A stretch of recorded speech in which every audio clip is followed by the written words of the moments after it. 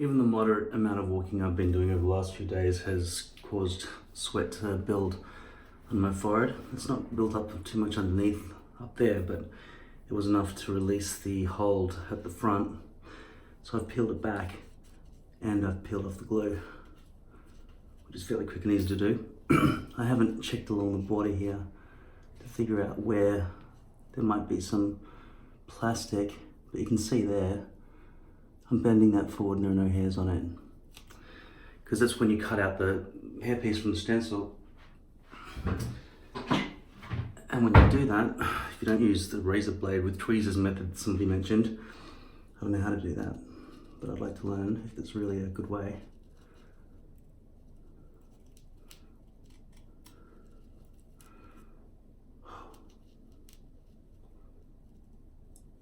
If you have all this stuff left on the border,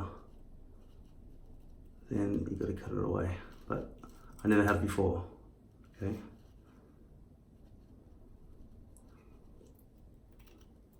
I'm not saying this is the reason why sweat has caused the front bits to release, but look at that, that has no hair on it. Not because I just cut them flat, is it? I will have cut a couple, but most of that was just blank. I'm liking this, what I see here, how there's some staggering going on.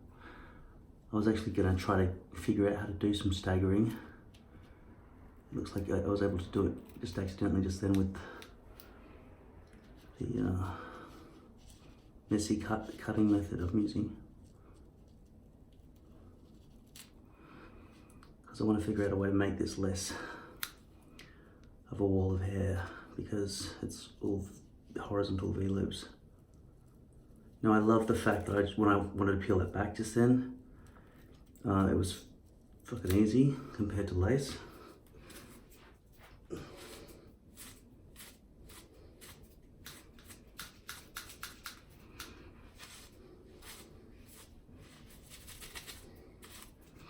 I took out a few hairs as casualties, but just remember this hairpiece is kind of a bit sacrificial given that I screwed up the back there by cutting that chunk out too far back. But back sides here are actually overhung. So it's overhung there, but too short there. Even though there's no glue exposed, it just, maybe I should have just shaved a little bit out of that area, and I'll figure it out. I mean, this is the first of my big, large pieces.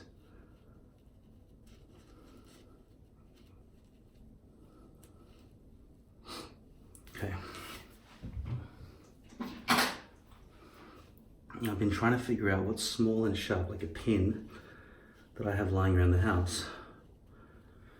And the answer is I don't really have anything except this drill bit.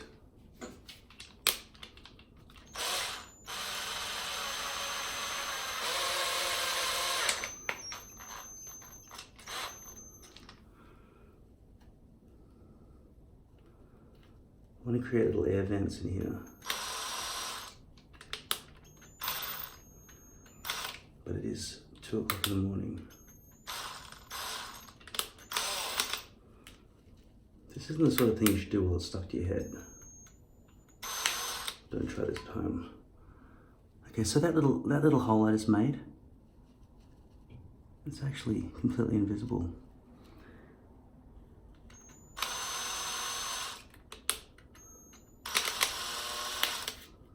You know what? I'm just going to poke it through. I did a fucking drill into my brains. Just going to do a few along there and see if the glue seeps through. Probably don't need it even to be connected to the drill. This is my first ever experiment in creating air holes in a poly piece. I thought a fork would be too big, but I thought a pin would be the right size. But given that, you see, you saw me pierce that a million times, right? It's not even showing up. Now those holes are definitely there.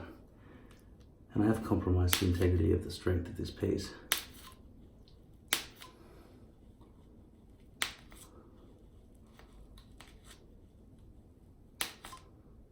What I'll have to discover next is whether the glue comes through when I put it in. So I'm going to give myself a layer of Ultra Hold here on this now quite wonky edge.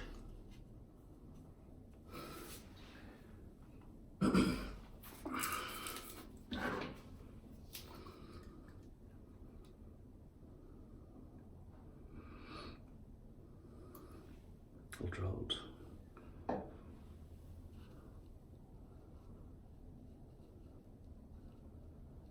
If any glue is seeping through, I'm unaware of it. Seems like I'm just painting a completely non-holy piece of plastic. But you and I both know that there are holes.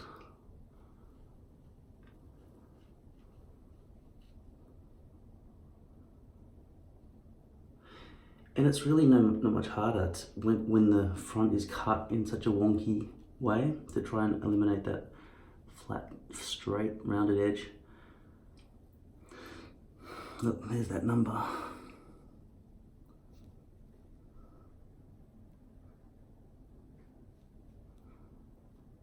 don't feel like there's enough glue over that edge there.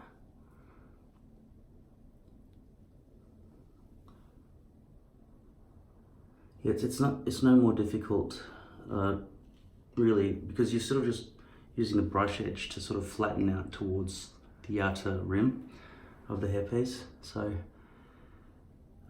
it's just as easy to avoid getting glue in the hairs,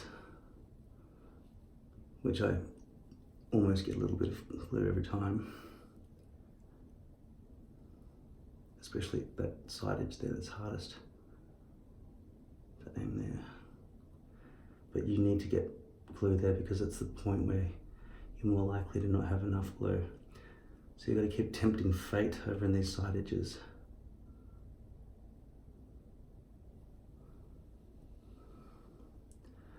So the air holes are designed to allow heat to vent out. I don't really have a very good way to do a direct comparison because every day is a different amount of walking up and down stairs or whatever else would make me sweat, or heating conditions. But bear in mind, all this is happening in winter, so everything I'm doing is easy as can be because it's winter. So it's about, I don't know, 8 degrees Celsius outside, which is, I don't know, 70 is room temperature, 70 is 20, 60 is 15, 50 is 10. So it's about 48 degrees, 45 degrees outside at the moment. So at my house, I have a heater in one room and I'm still warm from that room. It's not too cold in here actually. So I don't think it's 8 degrees in this room right now, but I'm not sweating or anything. So, as you know, I can just press that down immediately, but there's a risk of the glue squishing out the front bits. So I'll just wait 15 minutes until it goes tacky, and then I'll press it down. Just been watching Hobbs and Shaw. It's really good. I mean, it's a posed, fast and furious kind of movie. 15 minutes has passed. Or should I say 15 minutes have passed?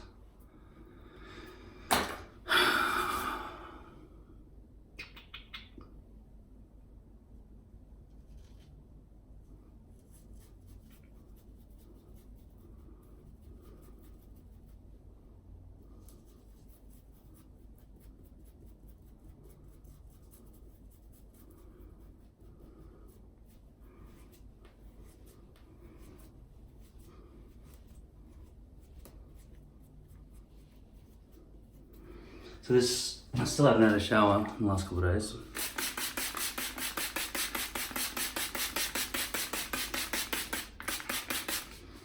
Just been lazing around the house, looking at computer screens.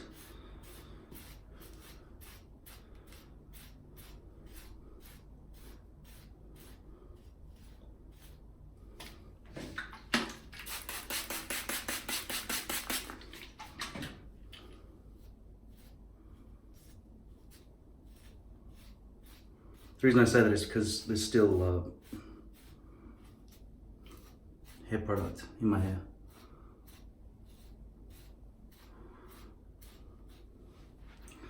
So I've still got the wall of hair sort of V-loop problem, horizontal V-loop problem.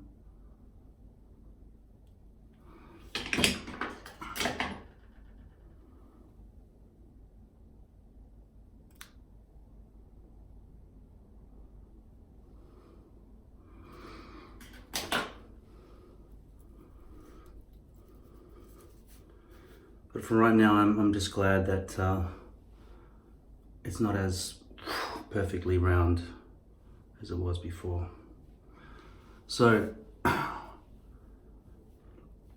one trick to just at least do that. I mean, we're working with the worst possible front hairline, you understand, except for the fact that it's bleached, which gives it a little bit of authenticity. But they are horizontal V-loops.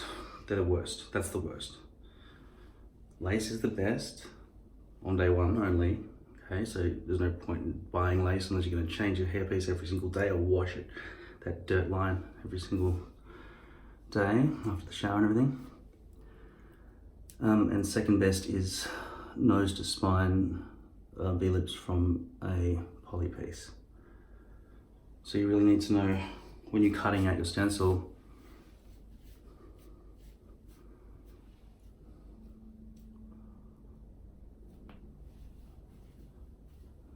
whether or not they go from nose to spine. And I can tell you at the front where you can tell the hairpiece is designed, if it's a stock piece like I buy, you can tell where the front is because there's an extra bit of plastic there. They're all going from nose to spine right at the front edge there.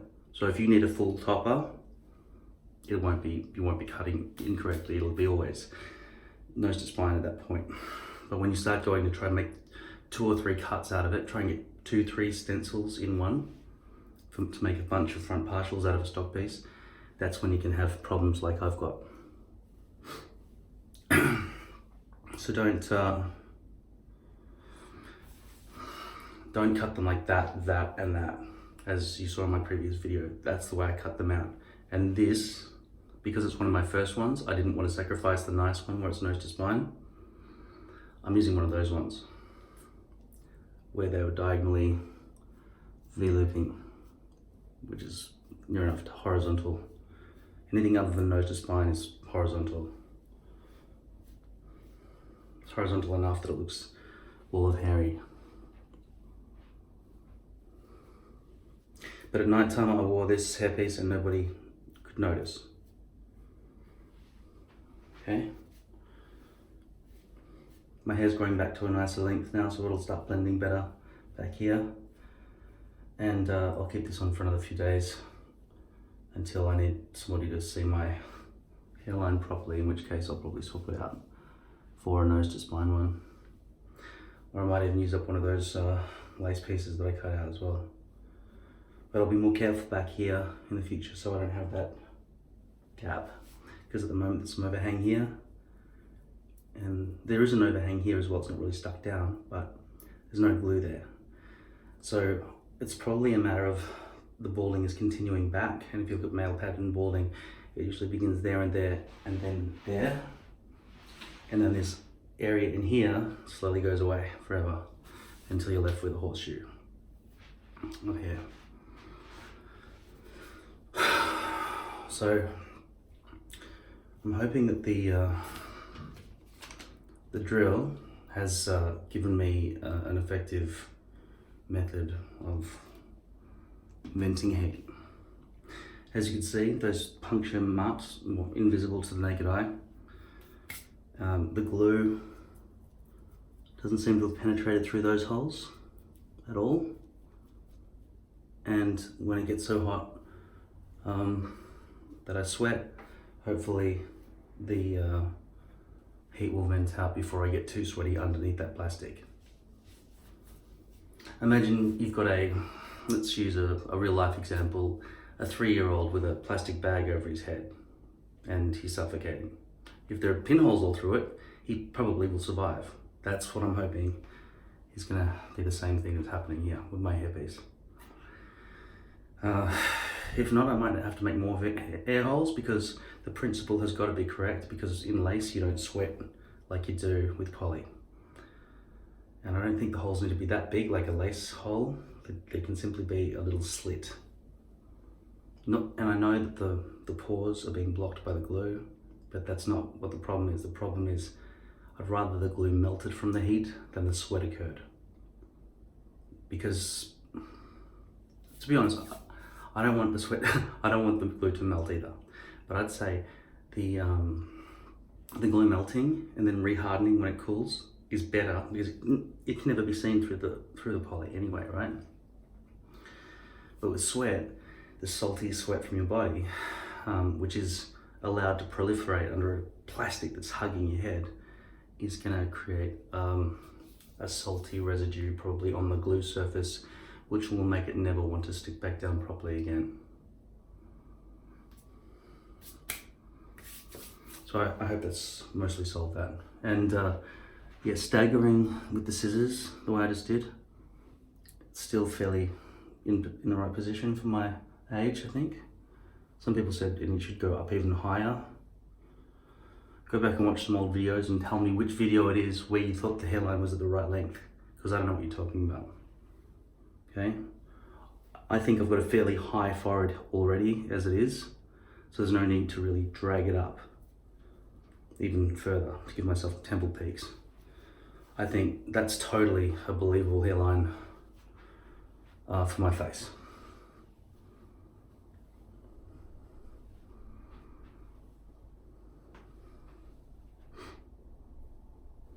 Okay. That is 1.5 mils in diameter. That's the smallest one.